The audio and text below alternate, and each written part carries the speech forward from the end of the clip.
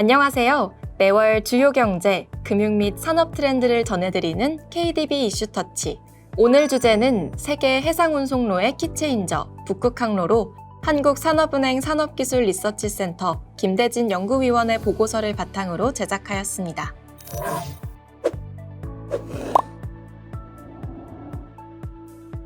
오늘 이 시간에는 첫 번째로 북극항로란 무엇인지에 대해 알아보고, 두 번째로 현재 북극항로가 얼마나 이용되고 있으며 어떤 한계가 있는지 짚어보겠습니다. 세 번째로 우리나라를 포함한 세계 주요국들이 이 항로를 개척하기 위해 어떤 지원을 하고 있는지 살펴본 뒤, 마지막으로 북극항로가 가져올 미래 전망을 함께 그려보겠습니다. 북극항로가 주목받게 된 가장 큰 이유는 바로 기후변화입니다. 북극의 빙하 면적은 1980년 750만 제곱킬로미터에서 최근 450만 제곱킬로미터까지 줄어들며 무려 39%나 감소했습니다. 과거 북극은 한여름에도 몇 주 정도만 겨우 지나갈 수 있었던 혹독한 바다였지만 이제는 매년 3개월 이상 상어 분황이 이루어지고 있습니다. 그리고 머지않은 미래에는 5개월 이상, 나아가 연중 운항까지 기대되는 상황입니다. 북극항로는 크게 세 갈래로 나뉩니다. 첫 번째는 러시아 연안을 따라 아시아와 유럽을 잇는 북동항로로 현재 북극항로 가운데 가장 활발하게 이용되고 있습니다. 두 번째는 캐나다 북부를 지나 북미 지역으로 향하는 북서항로입니다. 마지막으로 북극점을 직접 가로지르는 중앙항로인데요. 이곳은 아직 두꺼운 얼음으로 인해 실제 상어 분황이 쉽지 않지만 미래에 개방될 꿈의 직항로로 불립니다. 북극항로의 가장 큰 매력은 압도적인 시간과 거리 단축입니다. 우리나라 부산에서 네덜란드 로테르담까지 갈 때 기존처럼 수에즈 운하를 이용하면 약 2만 킬로미터를 한 달 넘게 항해해야 합니다. 하지만 북극항로를 이용하면 거리는 약 13,000킬로미터로 줄어들고 운항기간 역시 무려 열흘 이상 앞당길 수 있습니다. 물류에서 시간은 곧 돈이기 때문에 이는 엄청난 이점입니다. 항해 거리가 짧아지면 연료비도 극적으로 줄어듭니다. 수에즈 운하 대신 북극항로를 이용하면 1회 운항 시 약 21%의 운송비용, 금액으로 환산하면 약 11억 원을 절감할 수 있다는 분석도 있습니다. 게다가 연료를 적게 사용하니 온실가스 배출량도 줄어들어 환경 규제에도 대응할 수 있는 일석이조의 효과가 있습니다. 그렇다면 왜 세계는 이처럼 춥고 험한 바다에 열광할까요? 이유는 기존 글로벌 물류망이 생각보다 취약하기 때문입니다. 지난 2021년 수에즈 운하가 거대한 배에 가로막혀 전 세계 물류가 마비되었던 사건을 기억하실 겁니다. 최근에는 중동 분쟁으로 인해 홍해를 지나는 배들이 공격을 받아 물류비가 폭등하기도 했습니다. 북극항로는 이런 지정학적 위기를 피해갈 수 있는 매력적인 대안 경로로 떠오르고 있습니다. 북극항로의 가치는 항로 단축만이 전부가 아닙니다. 북극은 어마어마한 자원을 품고 있는 보물창고입니다. 북극에는 전 세계 미개발 석유의 13%, 양으로는 900억 배럴이 매장되어 있을 뿐만 아니라 막대한 양의 천연가스가 묻혀 있습니다. 최근에는 첨단 산업에 필수적인 희토류 같은 광물도 4,200만 톤이나 매장된 것으로 파악되고 있습니다. 즉, 북극항로는 단순한 길을 넘어 우리의 에너지와 자원 안보를 지켜줄 생명선이 될 수 있습니다. 그렇다면 현재 북극항로는 얼마나 이용되고 있을까요? 2025년 통계를 보면 북극바다에 진입한 선박은 1,812척으로 2013년과 비교해 40%나 껑충 뛰며 역대 최고치를 기록했습니다. 러시아 북동항로를 통해 운송된 총 화물 물동량도 3,780만 톤에 달하고 있는데요. 이는 북극항로가 이제 연구나 시범 단계를 넘어 실질적인 거대 상업시장으로 진화했음을 생생하게 보여줍니다. 하지만 북극항로의 장밋빛 미래만 있는 것은 아닙니다. 분명 거리가 짧아지고 연료비도 아낄 수 있지만 그 이면에는 생각보다 많은 숨겨진 비용들이 존재합니다. 한국해양수산개발원 분석에 따르면 컨테이너 1개를 운송할 때 수에즈 운하를 이용하면 약 726달러의 비용이 들지만 북극항로를 통과할 경우 최대 1,404달러까지 비용이 치솟습니다. 초대형 선박이 드나들기 어려운 북극의 얕은 수심 때문에 한 번에 화물을 많이 싣지 못해 단위당 운송비가 비싸지는 구조적 한계가 존재합니다. 그렇다면 북극 항로 앞에는 과연 어떤 장벽들이 놓여 있을까요? 첫 번째는 바로 자연의 가혹함입니다. 지구온난화로 얼음이 녹고 있다지만 북극 바다 곳곳에 여전히 예측하기 힘든 거대한 얼음 덩어리들이 떠다닙니다. 게다가 북극은 겨울철이 되면 해가 뜨지 않는 긴 밤, 즉 극야가 지속되어 시야 확보조차 어렵습니다. 여기에 더해 북극 일부 해역은 수심이 얕아 짐을 잔뜩 실은 초대형 화물선이 지나가기도 부담이 큰 환경입니다. 두 번째 장벽은 인프라의 부족입니다. 북극을 운행하는 선박이 고장나게 되면 이를 도와줄 항구나 긴급 구조시설이 턱없이 부족합니다. 그래서 북극을 운항하는 선박은 얼음에 부딪혀도 쉽게 손상되지 않는 튼튼하고 비싼 특수 선박이 필수적입니다.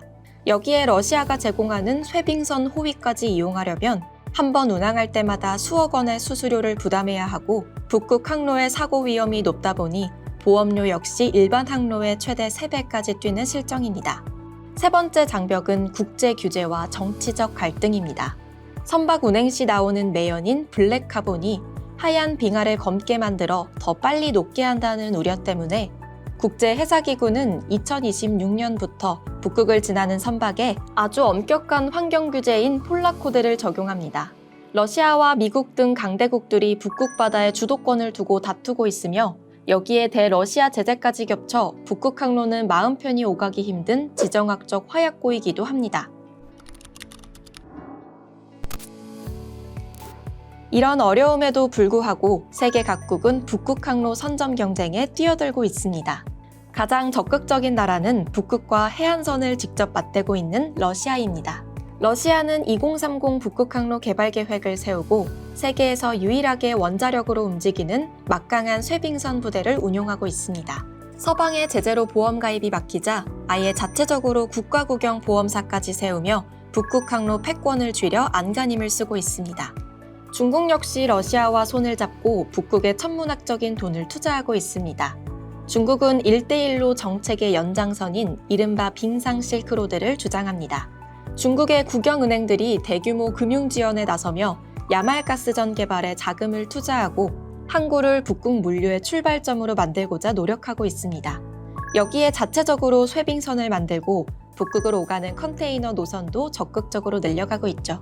반면 미국과 유럽 등 서방 국가들은 러시아와 중국의 독주를 경계하고 있습니다.